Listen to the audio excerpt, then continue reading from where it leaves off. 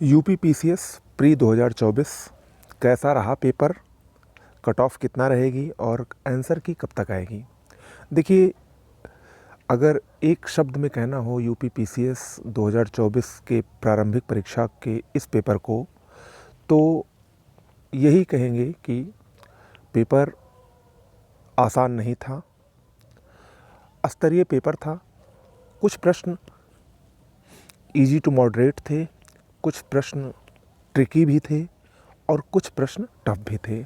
यानी कुल मिला के आयोग वन लाइनर को बिल्कुल भूल चुका है और अब वो आपसे अपेक्षा कर रहा है कि आप ढंग से पढ़िए।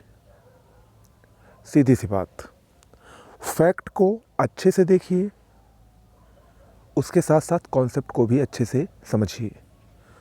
दोनों अगर आप अच्छे से तैयार करेंगे और ये जो लास्ट के 1 महीने 1.5 महीने आप पढ़ के सोचते हैं कि पेपर आसानी से हो जाएगा, तो आयोग अब चाह रहा है कि आप लगातार हमसे जुड़े रहें। ओके, यानी जैसे पेपर आज ख़त्म हुआ है तो ARO का पेपर जिसका है उसको रेस्ट करने की ज़रूरत नहीं है कि लास्ट में 1 महीना जब बचेगा तो हम पढ़ना शुरू करेंगे।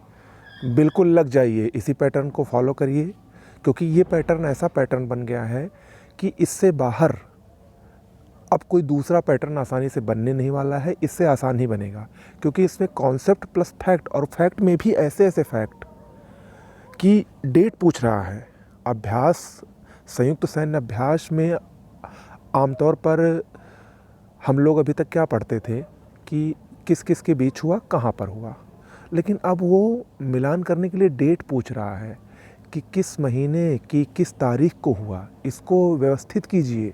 तो ऐसे प्रश्न अगर आप पढ़ेंगे, इन सब पर ध्यान देंगे, तो इससे टफ पेपर नहीं हो सकता है। ओके, इस बात को समझने की कोशिश करिए। फिलहाल पेपर वही था, स्तरीय पेपर था और कट ऑफ निश्चित रूप से इस बार कम जाने वाली है। पद भी ज़्यादा हैं तो कट ऑफ कम रहेगी। उसके बारे में बाद में बताएंगे विस्तार से।